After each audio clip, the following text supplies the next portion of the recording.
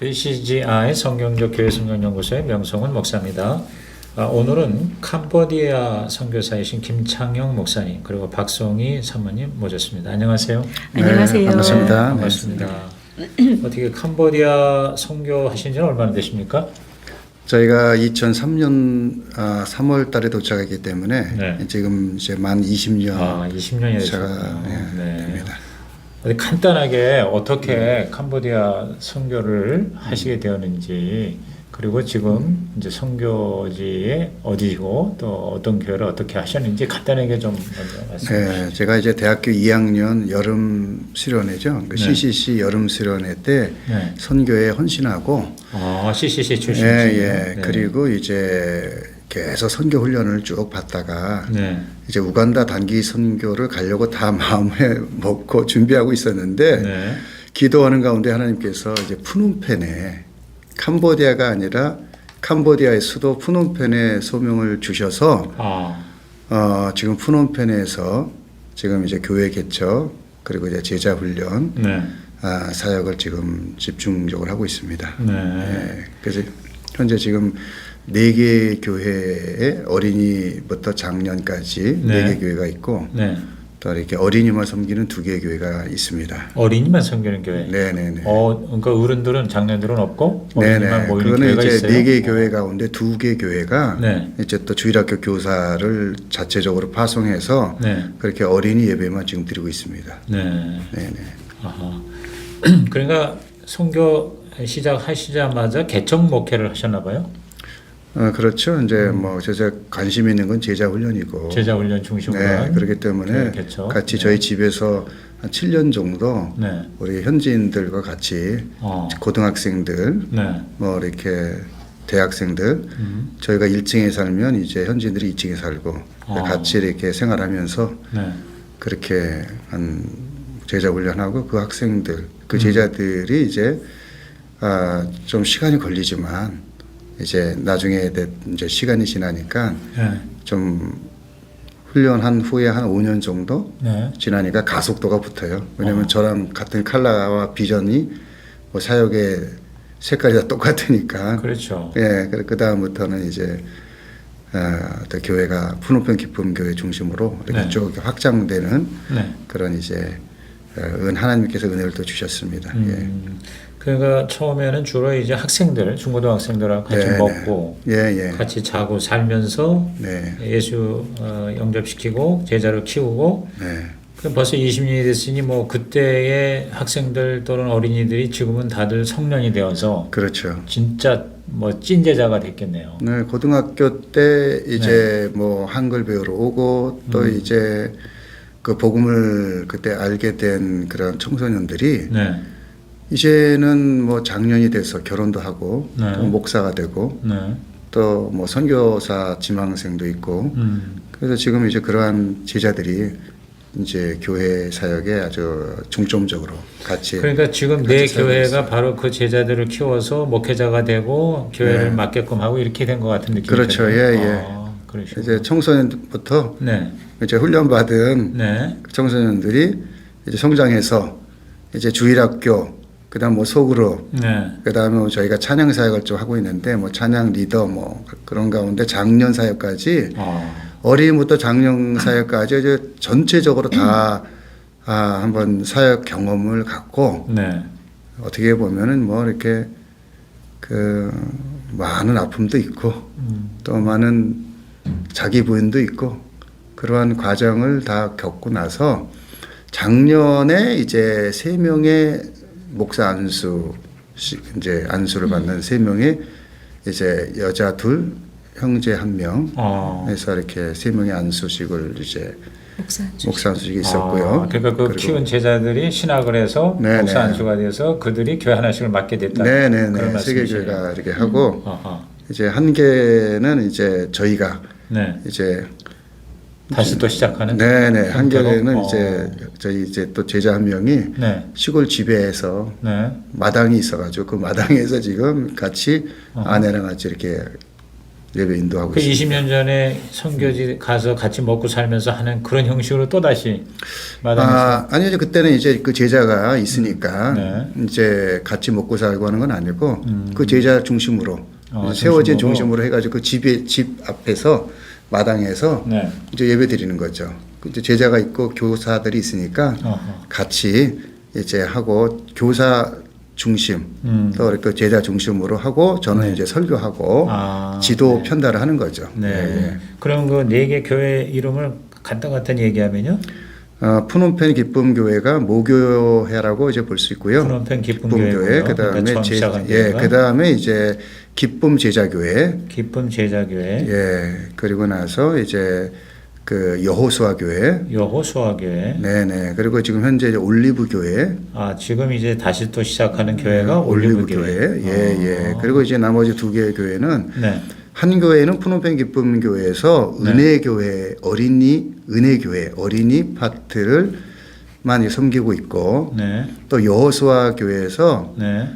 예수 사랑교회 어린이 사역을 이렇게 주일학교 교사들이 이제 본인 교회에도 섬기고 네. 또 주일학교 교사 일부는 또 오후에 나눠져서 교사들이 어허. 한 지역은 이제 자체 교회 섬기고 한 지역은 또 한 뚝뚝이라고 그래요. 교통수단이 한 4-50분 정도 떨어져 있는 교회 가서 어린이 교회만 예, 가서 어린이만 이렇게 섬기고 있습니다. 한 교회는 그냥 있는 교회에서도 하고. 예, 이제 자체 교회, 본인 교회. 그러니까 그러면 그거는 이제 흔히 말하는 교회의 부속으로 되어 있는 교회 학교는 아니고 아예 따로 또 그런 어린이 네, 그렇죠. 교회로 시작한 네네네. 거예요. 네네네.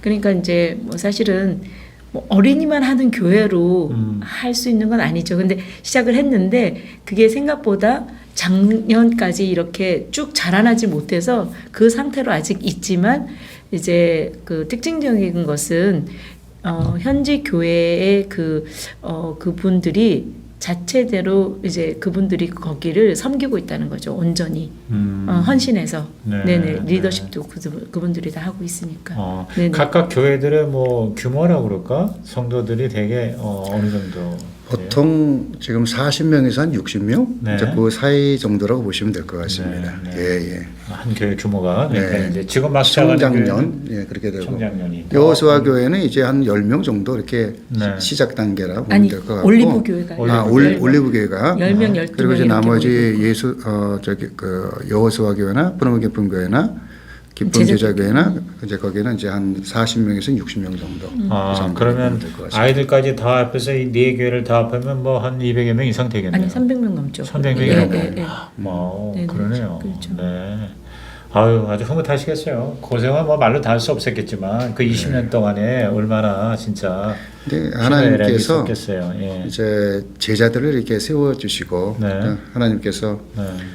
또 어떻게 보면 뭐 이렇게 열심히 또 잘 세운 그런 교회도 많이 있지만 그래서 캄보디아가 기독교 100년이 됐어도 그래요? 1%예요. 1%의 벽을 사실 못 넘고 있는데 그러니까 복음 전하는 일은 열심히 했지만 제자를 세우는 일에 이게 과연 성공했을까라는 그런 질문에는 네. 참 아쉬움이 있는데 그러네요. 그래서 이제 제가 나름대로 감사의 조건 중에 하나는 네. 하나님께서 신실한 제자들을 또 평신도 지도자와 또 목회자와 네.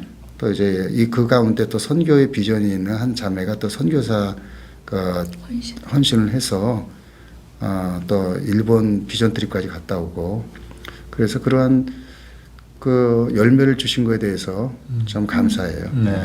캄보디아 기독교 상황을 잠깐 좀 한번 질문을 할게요. 근데 캄보디아가 혹시 외세를 식민지화된 그런 경험이 없나요? 서구에? 있죠. 그렇다면 100년밖에 안 됐을라나요? 네, 그러니까 기독교가 들어온지 혹은 천주교라도. 예.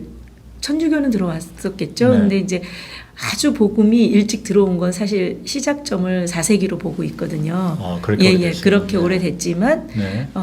1893년 제가 이제 기억하기로는 거기서부터 이제 1953년까지 90년 동안 이제 프랑스의 지배를 받고 있었었거든요. 캄보디아가 프랑스의 식민지였고, 네네네. 예. 그 사이에 이제 개신교가 카톨릭은 들어 있었었겠죠. 네. 근데 개신교는 1923년에 처음으로 이제 캄보디아에 들어오게 됐습니다. 어느 이제 나라가 그 까마라는 미국.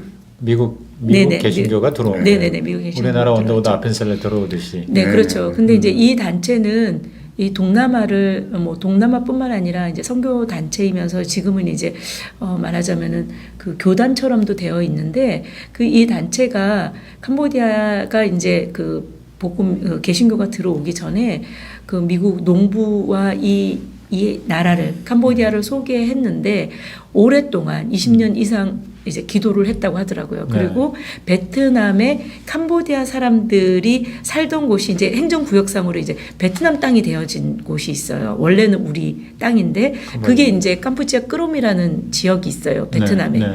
그래서 이 옛날에는 사실 그 많은 지역이 땅이 다 캄보디아 땅이었거든요. 역사적으로는요. 태국도 그렇고 베트남도 그렇고. 근데 그 지역에 이 서양 선교사들이 거기서 준비를 하고 있었던 거예요. 신학교 사역을 제일 먼저 했고요. 네, 그분들이 이제 1923년에 이제 캄보디아가 열어지면서 네. 신학교로 이제 들어오고 그 선교사님들이 이제 앨리슨 부부라고 하는데 그분의 이제 자제분이 이번 100주년 기념에 이제 따님이 오셨더라고요. 그래서 이제 그런 기념 행사를 네. 크게 이제 좀 했습니다. 네, 현재 그러면 캄보디아가 아까 1% 정도 보고만 네, 이르다고 네. 그러는데 네. 전체 교회는 이제 교회를 보통 5천 교회로 보고 있고요. 5천 개 교회. 네. 예, 지금 목회자 수로 2천 정도 보고 있는데. 목회자가 그러면 교회 2,000 숫자보다 적네요. 네, 네. 그렇죠. 네네. 그러니까 앞으로 여기는 진짜 그 교육자, 목회자, 네. 지도자들 배출이 굉장히 네네. 중요하겠습니다. 그렇죠. 예. 네, 네. 인구는 전체적으로 지금 1,700만 정도 1,700만. 예, 보시면 될 것 같습니다. 그 나라 면적은 우리나라 남한은 남한은- 1.8배. 와우. 네, 네. 그러면 아직도 뭐 발전 가능성 무궁무하네요. 네. 네. 혹시 우리나라 선교사가 제가 듣기로는 캄보디아에 굉장히 많이 진출하고 있다고 지금 이제 그러는데요. 아마 등록된 선교사님만 900명 가량 될 거고 네. 아마 전체적으로 다 합치면 1,000명 이상. 1,000명 이상 되지 않을까 아, 싶습니다. 네네네, 그렇죠. 예. 그러면 뭐 한국 교회하고 굉장히 밀접한 관계가 있겠어요. 네, 그렇죠. 어, 네네. 뭐 그러니까 올해 100주년이었다면 또 한국 선교는 30주년이었어요. 네네. 1호 선교사님이 들어오신 게 한국 선교사가 네, 한국 캄보디아 처음 선교사님. 간 지가 네네네. 4년. 네네, 1993년. 그래서 그런 행사 애니버서리가 올해 네. 굉장히 많이 있었어요. 네. 네네. 그런데 목사님은 이제 10년 후인 20년 전에 가셨고 네, 네. 그 이후로도 한국 선교사는 계속 네네네네. 늘어나는 추세입니까? 그렇죠. 네네. 네. 그러면 예를 들어서 한국 교회에 그 선교사들도 많이 계시니까 이렇게 단기 선교 뭐 봉사 이런 것들 굉장히 많이 있겠습니다. 아, 그럼요. 활발하죠. 네, 7월, 8월 뭐 방학 시즌이나 그때 이제 많이 오시고 네, 그러죠. 그렇군요. 우리 사모님이 그 어떻게 자녀는 어떻게 됩니까 지금? 네, 저는 이제 캄보디아에서 아들만 둘 아들 키웠습니다. 둘 몇 살 네네. 몇 살이에요? 예, 지금은 29이 됐고 작은 네. 아들은 25이 되었습니다. 29입니다. 그럼 뭐 네. 애들이 어렸을 때 가족이 같이 들어가셨을 거 아니에요? 그렇죠. 20년 모두 전에. 다 네, 네.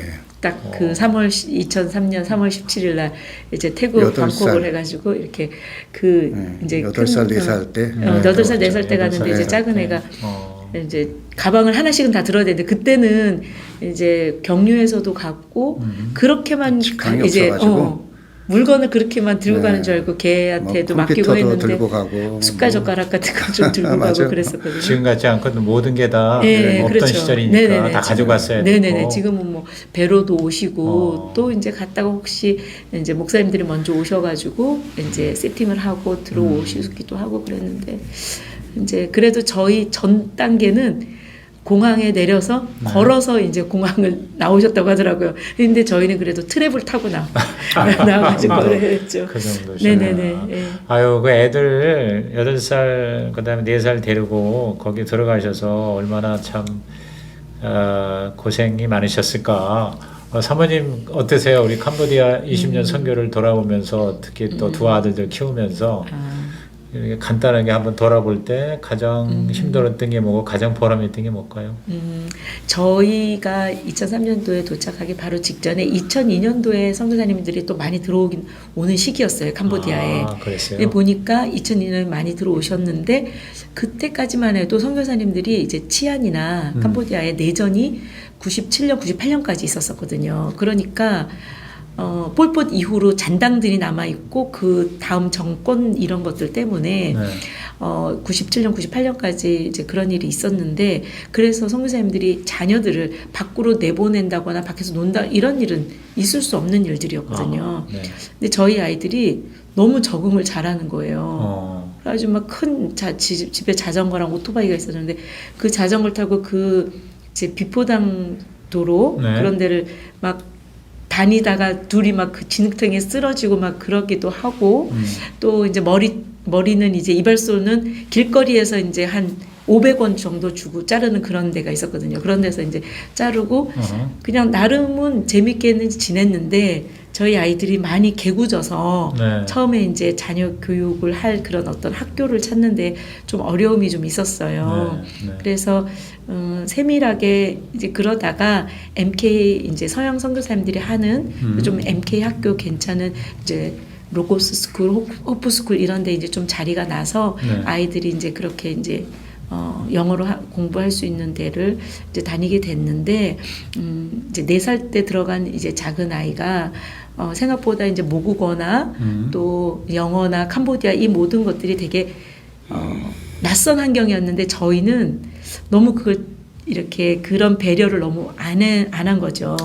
그래서 그런 언어적인 것이 있어서 더디었는데 네. 더디니까 이제 나중에 그게 약간 이제 이렇게 산만한 이런 걸로 있었던 것 같더라고요. 그래서 적응을 잘 이제 후에 좀 사춘기가 돼서 그런 것들이 좀 많이 나타나서 그 이제 큰애는 그거를 돌파를 잘 해 나가더라고요. 네. 그래서 친구도 많았고 이제 그냥 액티비티 했고 이렇게 이제 나름대로 나아갔는데 이제 둘째 아이가 그것이 좀 많이 속으로 어려움이 있었던 그렇겠죠. 것 같더라고요. 4살이니까. 네. 그러니까 한국말도 잘 안 됐는데. 그러니까 한국말, 예. 캄보디아 말 다 힘들었겠고. 예. 근데 또 영어 학교를 저희는 또 언어를 배운다는 이유로 네. 그 아이를 그냥 학원 같은데 이제 보낸 거죠. 그냥 형이랑 같이.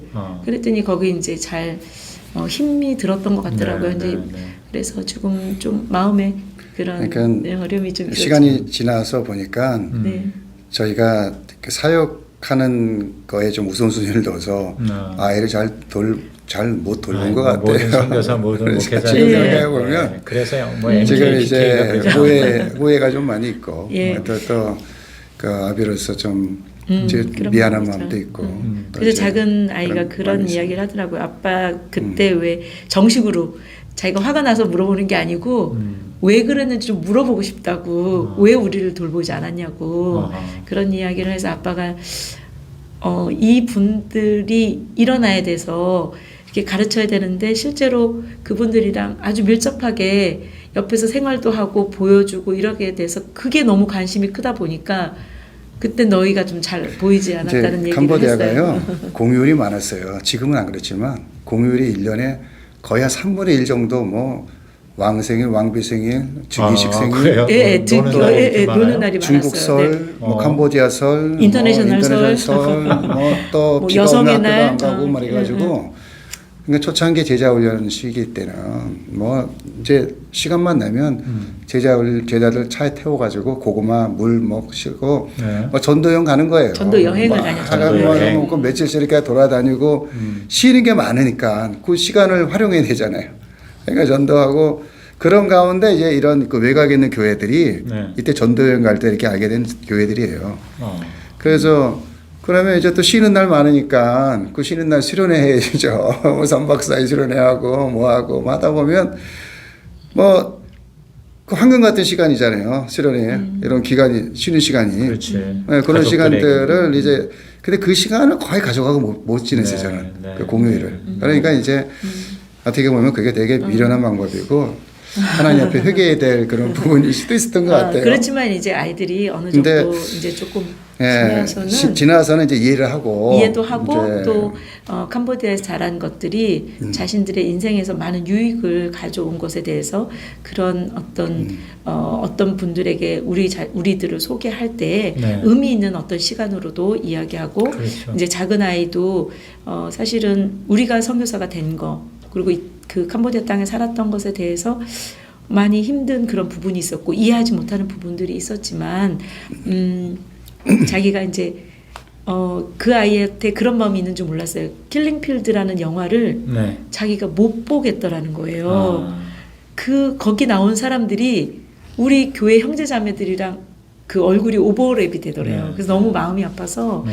못 봤다 그래서 우리는 조금 좀 실수도 하고 그 아이에게 이렇게 케어 이런 부분들이 만족할 만큼 주지 못했지만 하나님이 우리 그 둘째 아이가 우리 실패한 그런 부분들을 조금씩 만지시고 정서적인 부분에 너가 왜 그 땅에 있었는지에 대해서 조금씩 알려주시는가 보다 이제 그렇게 좀 이해하고 네. 이렇게 있습니다. 나중에 네. 아마 우리 선교사 부모를 네. 자랑스러워 할 겁니다. 네. 왜냐하면 지금 두 분만이 아니라 이 희생과 헌신의 네. 한 덩어리잖아요. 그러니까 네. 이 아이들의 그곳에서의 삶이 결국은 지금 네 교회와 또 수백 명의 영혼 구원으로 열매가 나타났으니까 네, 하나님께서 네, 네. 네, 다 앞으로 올해 우리 교인들이 네. 갑자기 저희 내산을 부르더라고요.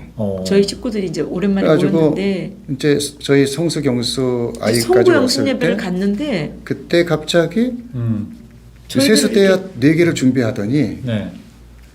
이제 그 의미인즉 이제 저희뿐만 아니라 저희 그 아이들까지 그냥 헌신했다. 그래서 고맙다. 알아주는군. 그러면서 교인들이 세독식을 해주는 거예요. 네 사람을 다 바른 예. 그러면서 이제 예, 꽃이랑 또 아유, 이 그래가지고 케이크 위에다가 너희들도 헌신했다 그러면서 고맙다고 감사하고. 이렇게 해서 또 기도도 해주고 예, 기도를 그래서 그 해주고 생각하면 좀 눈시울이 안아주고 좀 일어나요. 그랬었죠. 그래서 교인들이 그래요. 네, 같이 이렇게 해줘서 지금 우리 두 분이 이제 20년 캄보디아 이제 선교 사역을 하시면서 이제 몇 년 전부터 가정교회로 이제 전환을 교회를 아마 하신 걸로 알고 네. 지금 이 꿈꾸는 교회에 목회자 세미나에 이제 참석을 하셨어요. 우리 두 분만 아니라 또 지금 아까 말씀한 그 3명의 제자로 네, 네. 키운 목사님들하고 네, 네. 사모님 한 분 사모님 같이 한 분하고 예, 4명이 맞습니다. 그래서 6분이 지금 여기 참석을 하셔서 이렇게 오늘 인터뷰의 자리를 가지게 되었는데 이제 남은 시간은 곧 지금 교회에 가정교회 왜 하시게 되는지 어떻게 하시게 되는지 그리고 지금 상황은 어떤지 좀 말씀해 주시죠. 이제 가정교회는 이제 저희 후원교회 목사님 네. 이제 그 목사님께서 예전에 10몇 년 전에 목회자 세미나에 한번 참석해 15년 보라고. 정도 예. 벌써 굉장히 오래전 얘기예요. 네, 네, 네. 그리고 나서 컨퍼런스를 또 몇 년 후에 울산에 있는 큰빛교회에서 이제 컨퍼런스를 받았어요. 아, 그래요. 근데 그때 하면서도 아직은 이제 우리가 아직 가정교회를 할 때가 아니다. 왜냐하면 가정교회를 하려면 최소한 가정이 있어야 되는데 아직 그렇죠. 청년들이 아직 결혼하지 못한 그런 가정들이 있으니까 이제 청년들이 가정이 이제 세워질 때까지 결혼한 가정이 세워질 때까지 그게 이제 2010 몇 년이지? 2020이죠. 2020년인가? 그래서 그때까지 10년 이제 전인데? 돼서 이제 가정교회를 이제 하게 됐고요. 그 이제 어느 정도 그 싱글 목장뿐만 아니라 부부 목장이 있어야 되잖아요. 네. 그러니까 부부 목장에 신실한 사람들이 세워질 때까지 이제 기다리면서 네. 그리고 제가 생각할 때 이 가정교회의 시작을 빨리 하는 것보다도 신실한 제자들, 신실한 목자 그룹이 처음에 좀 세워질 때까지 그게 좀 필요하겠다. 왜냐하면 캄보디아는 농업 국가이기 때문에 그 성실도가 떨어지거든요. 농업 국가는 언제든지 직장을 그만둬도 먹고 살 수가 있기 때문에 아, 그래요. 하다가 뭐 이렇게 언제든지 그만두고 이렇게 성실도가 떨어지는 사람들을 훈련시켜야 되잖아요. 네. 그리고 저는 이제 제일 중요시 여겼던 부분들이 저 가정교회가 시작하기 전에 많이 연구를 했어요. 그래서 연구를 했는데 시작하는 게 중요한 게 아니라 시작해서 계속 지속적으로 이거를 그렇죠. 이어나가야 되는데 그렇죠. 그러려면 가장 중요한 또 영성이 아닐까. 근데 이제 가정교회를 떠나서 제가 캄보디아 선교사로서 이 캄보디아 교회가 부흥하기를 원하는데 그러면 부흥을 원한다면 우리나라나 다른 나라가 가장 부흥할 때의 영성 생활을 어떻게 했는가. 그래서 그때로 돌아가는 거죠. 그래서 저희는 이제 제가 목표가 부흥했던 때를 연구해서 그때의 영성이 우리 캄보디아에 적용될 수 있게끔. 그러니까 저희는 이제 한국이 1970년대, 80년대 많이 부흥했었거든요. 그렇죠. 그때만 해도 뭐 3시간, 4시간 기도하고 뭐 금요철야나 뭐 철야기도 하고 새벽 예배하고 산기도 가서 밤새도록 기도하는 그런 문화였는데 네. 그러면 동일하게 우리도 그렇게 돼야 되지 않느냐. 그래서 부흥에 대해서 또 부흥할 때 역사에 대해서 일단은 교인들에게 리더들에게 그와 더불어서 자치자립자전은 초창기 제가 선교사 시작할 때부터 자치자립자전에 대해서 네비우스 정책에 대해서 계속 강조를 했고 나아가서 이 부흥을 정말 원한다면 그 부흥이 됐을 때의 그 상태만큼의 영성으로 돌아가야 되지 않냐. 그래서 저희가 이제 중요시 여겼던 게 기도예요.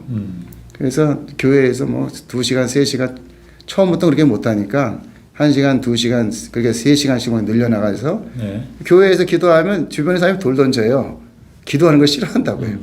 그러면 이제 들로 나가서 제가 기도하는데 아무리 통성기도를 해도 어느 누구도 이제 터치하지 못할 그런 조용한 곳에 가서 기도하는 거죠. 네. 기도할 때는 이제 핵심 멤버들 한 15명 한 차에 싣고 가서 이제 기도하는데 그렇게 기도하다 보면은 이제 그 기도를 계속 늘려나가던데 그래서 저희가 이제 뭐 저희가 5년 차 때는 뭐 1시간 정도 한다. 그러면 이제 10년 차 때는 뭐 한 1시간 반, 15년 차는 뭐 2시간, 2시간, 3시간. 그래서 지금 현재는 저희가 이제 수요 연합 예배를 네. 한 3시간 정도 드려요.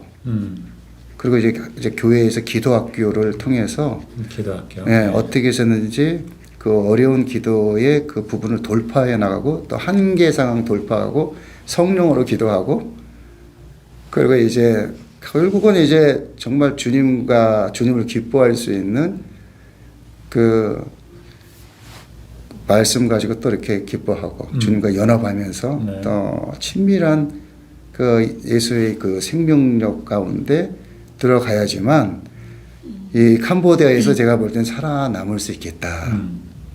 그래서 이제 그런 밑바탕이 된 상태에서 이제 가정교회 16년 차에 원용 목장에 들어간 거죠. 아, 그렇군요. 그럼 4년 전이네. 예. 4년 전에 원형 목장하고 그 다음에 이제 목장을 이제 세워나가기 네네. 시작한 게 한 3년? 그렇죠. 예, 네, 네. 근데 바로 코로나가 왔는데도 어떻게 잘? 네, 저희는 코로나하고 전혀 이제 코로나 전에 네. 예를 들어서 한 110명이다 전체가. 그럼 이제 코로나 이후에는 거의 130명, 140명 이렇게 더 부흥을 한 거예요 전체적으로. 네, 네, 그러면 뭐 그 전에도 그 전혀 가정에서 모이니까 전혀 지장이 없죠. 네, 네. 뭐 그래서 지금 목장이 몇 개 정도 세워져 있어요? 저희가 처음에 시작할 때 10개에서 시작해서 지금 이제 17개 목장. 17개 목장이. 네. 그러면 이제 어떤 우리 여기서 이제 얘기하는 가정교회하고 뭐 똑같은 그런 방식으로 네네. 하고 있죠. 이제 뭐 제가 단순하니까 네. 이제 배운 그대로 이제 하여튼 여기는 캄보디아에서는 자체적으로 해야 되잖아요.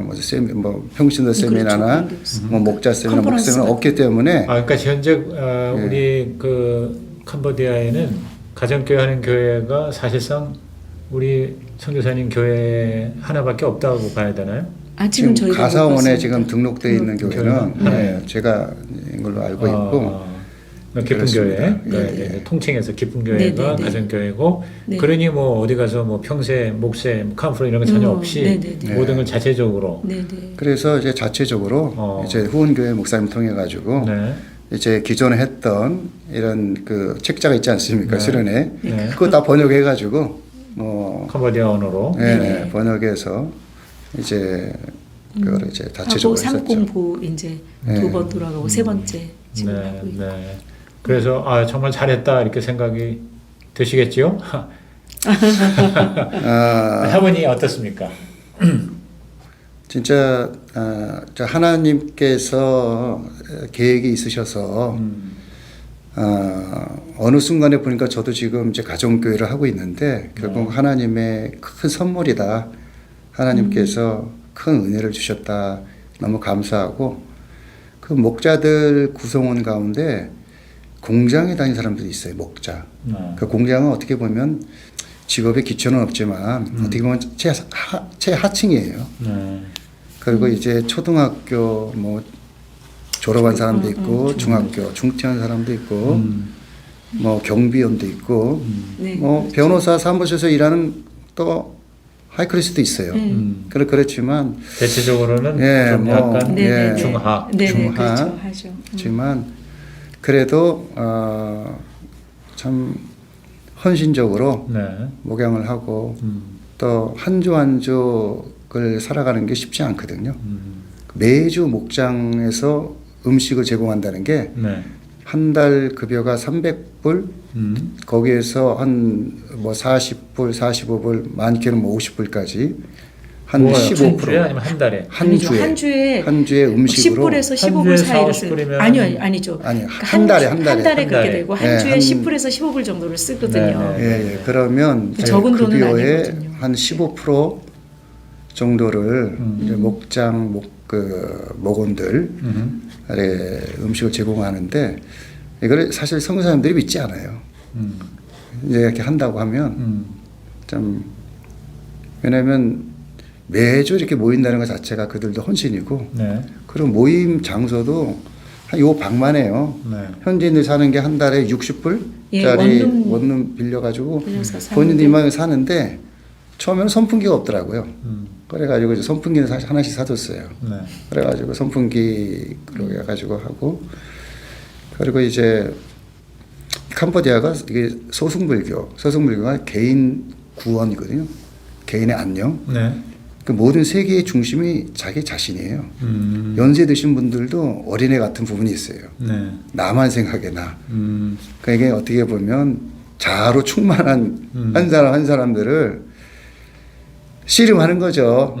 그래서 그 문제들을 해결해 나가는데 왜 기도가 필요하냐면 이거를 뚫고 나가려면 영성이 없으면 그 어려운 부분을 사실 그 목원들의 그 문제들을 그런 아픔들 네. 또 가난의 문제 이 부분들을 사실 이렇게 참 풀어나가기가 어려운 부분인데 그걸 기도하면서 이렇게 풀어나가고 또 목자들도 또 이제 본인들도 이제 은혜를 또 받아요. 제가 목자 수련할 때 그 삶의 간증을 이제 나누다 보면 진짜 기도하지 않고서는 저 영혼이 바로 쓸 수도 없고 돌아올 수도 없고 저 문제를 서로 관계가 뭐 해결될 수도 없는데 기도함으로 말미암아 성령님께서 그들을 회복시키시고 저 목장 모임이 계속 유지되고 저는 한 주 한 주 목장 모임이 유지되는 것만 해도 저는 할렐루야예요. 네. 기적을 봐요. 왜냐하면 그 양들의 문제를 제가 정확하게 알고 있거든요. 그게 사실 쉽게 그 싸운 사람들, 토라진 영혼들, 막 이게 해결되는 게 이거 정말 사람 힘으로는 안 되는 거거든요. 근데 이제 그래서 저는 목자가 되려면 그 조건이 하나 있어요. 목자가 되려면 뭐 저희가 월요 비전 예배가 있고 수요 연합 예배가 있어요. 네. 근데 수요 연합 예배를 반드시 주일 예배는 기본이고요. 그러니까 수요 연합 예배를 반드시 참석해야 돼요. 네. 왜냐하면 이때 저희가 3시간 예배할 때 이때 치유, 회복, 또 성령의 충만, 이때 거의 다 이제 하나님의 그 은혜와 임재와 가운데 이렇게 회복이 되고 그러니까 굉장히 또 뜨거운 충만해지고. 예배로 네. 3시간 드리고 있어요. 네. 이제 목자가 되려면 반드시 이 조건을 해야지만 이제 목자가 될 수가 있죠. 그래 뭐 지금 17개 목장이면은 목자들이 한 20여 명, 한 30명 가까이 되는 것 같은데 예, 가장 우리 선교지 이제 가정교회니까 우리 한국 교회에서 또는 이제 뭐 이번에 또 목회자 세미나 와서 뭐를 가장 필요로 느끼고 그러니까 우리 현재 푸놈펜 기쁨교회의 가정교회 상황에 우리가 지금 가장 필요한 게 뭐다? 근데 그런 게 어느 정도 이렇게 해소가 되는지 지금 같이 온 네 분의 캄보디아 현지인 우리 사역자들이 와서 지금 네네. 이제 얼마 안 됐습니다. 3일 네네네. 차인데 네네. 정말 이건 우리한테 너무 도움이 된다 하는 게 혹시 그게 이제 받은 게 있거나 아니면 그게 필요한 게 뭐다라고 얘기를 하신다면 이제 1차적인 거는 이제 제가 사실 이제 이 세미나가 있는지도 몰랐고 네. 저 후원계 목사님이 참석해라. 그럼 이제 예 알고 이제 순종하고 1차적으로 왔고요. 와서 이렇게 듣다 보니까 저희가 미처 세심하게 이제 생각하지 못했던 영역들. 근데 구체적으로 이제 저희 가정교회를 하면서 이런 부분은 미흡했는데 이런 부분에 대해서는 더 이제 세밀하게 저희가 알게 되고 또 이제 예방할 수도 있고 특별히 저희 목회자들이 이제 저희가 지금 하는 이 세미나의 그 책에 나와 있는 내용은 한 80%는 저희가 2번 가르쳤어요. 이 목회자 세미나 자체 세미나 때. 네. 근데 저 강사님들이 그 책 외적인 부분들이 있어요. 그 외적인 부분들에 대해서 비하인드 스토리가 또 있거든요. 그 부분들에 대해서 그 목회자 지금 현재 3명 목회자들이 많은 은혜를 받고 그리고 이제 그 책이 되기까지 그 하여튼 전후의 그런 부분들에 대해서 아주 구체적으로 이제 좀 더 뭐랄까 정리가 되고 제가 생각했던 그런 문제들 이런 부분들을 좀 코칭을 받는다라는 이제 그러한 그 평상시 때 이런 부분은 좀 부족이 있었는데 그리고 이제 목회자 저희가 자체 세미나를 했지만 제가 뭐 얼마나 많이 또 알겠어요. 저에게서 나올 수 있는 게 한계고 근데 또 이렇게 귀한 강사님들을 통해 가지고 하나하나씩 이제 더 깊이 있게 더 이 부분은 더 예전에 막연했던 부분들이 더 선명해지고 이제 그런 부분이 있는 것 같아요. 그래서 그리고 또 저희가 20년 더 이후를 더 청사진을 그려볼 수 있을 것 같아요. 네. 지금 그리고 또 문제가 될 수 있는 거 지금 분가하는 그런 것도 있지만 분가하는 목장도 있지만 때로는 분가가 안 되고 정체가 돼 있는 그런 목장도 있는데 그 목장을 바라보는 제 안목 또 분가하는 건 감사하지만 그런 목장도 귀한 가족의 또 일원으로 또 장기적으로도 바라볼 수 있는 그런 여러 가지 아주 종합적으로 저희가 이제 가정 교회 사역을 할 때 할 수 있는 부분들을 참 좀 균형적으로 잘 이렇게 네. 그러니까 그동안에 빼먹은 거 그다음에 전체 그림. 네네. 사모님이 보실 때는 우리 현지 사역자가 이제 지난 3일 동안에 네네. 가장 새롭게 깨달았다고 생각하는 게 뭔지요? 또 사모님이 혹시? 저는 사실은 창현 선교사가 이제 우리 현지 사역자들과 이것을 나눌 때 저는 사실 참여하지 않았어요.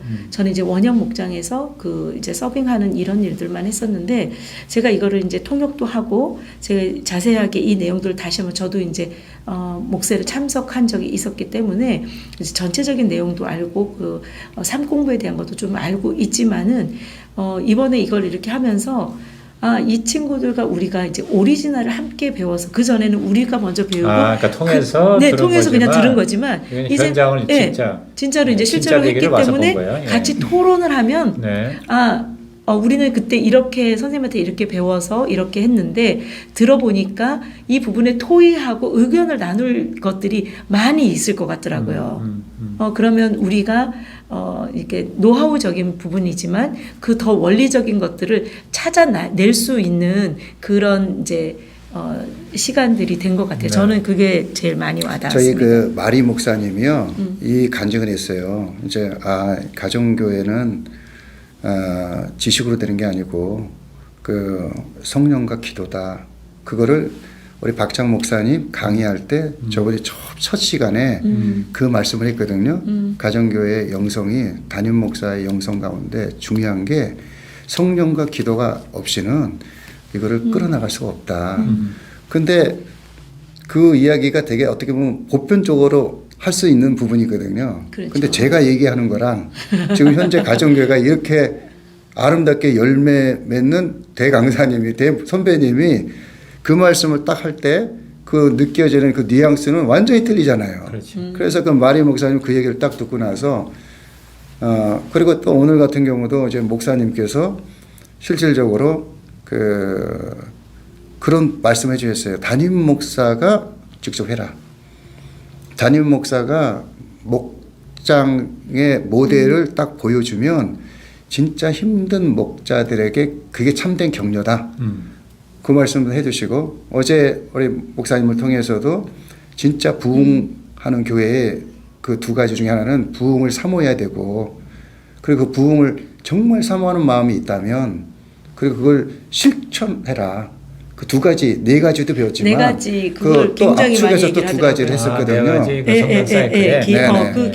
자기 그런 개발하고 부분들은 이제 성장하는 뭐 제가 해가지고는 안 되는 것 같고 네. 저는 뭐 그냥 제가 하면 또 그 얘기 또 하나 보다 그렇게 생각할 수 있지만 여기 와서 어떻게 보면 가정교회 큰 열매가 있고 또 이 분야에 대해서 가장 또 이렇게 저희가 이렇게 본받아야 될 그런 분들이 말씀을 하시니까 이제 그런 부분에서 강력하게 도전을 받는 것 같아요. 그 네 분이 이번에 와서 그동안 우리 선교사님이 그렇게 강조했던 게 그게 진짜구나 하는 거 어떤 강력한 컨퍼메이션, 그러니까 확정을 받고 가실 것 같으네요. 네. 마지막으로 이제 다음 달에 이제 거기서 목사 수련회 이제 하신다고 해서 이렇게 연결이 돼가지고 지금 호주에 있는 시드니 수종교회 그곳에 한 7분이 이제 손흥민 목사님하고 가서 이제 섬기시기로 이렇게 했다고 들었는데 하여튼 이번에 이거 다 배운 거 그다음에 그때 와서 또 그쪽도 잘하고 계시니까 거기서 정말 그 푸른펜 기쁜 교회 그리고 또 이 지교회들이 가정교회로 성경적인 신약교회로 건강하게 잘 이렇게 일어날 수 있는 아주 중요한 것들을 여기 와서 또 이렇게 정리해가면은 좋은 역사가 일어날 것 같습니다. 하여튼 이렇게 또 틈을 내서 좋은 또 만남 나눔 감사합니다. 아무쪼록 우리 푸른펜 교회 그야말로 이런 신약교회 큰 불씨가 되기를 저도 열심히 기도하고 응원하겠습니다. 네, 감사합니다. 감사합니다. 감사합니다. 네.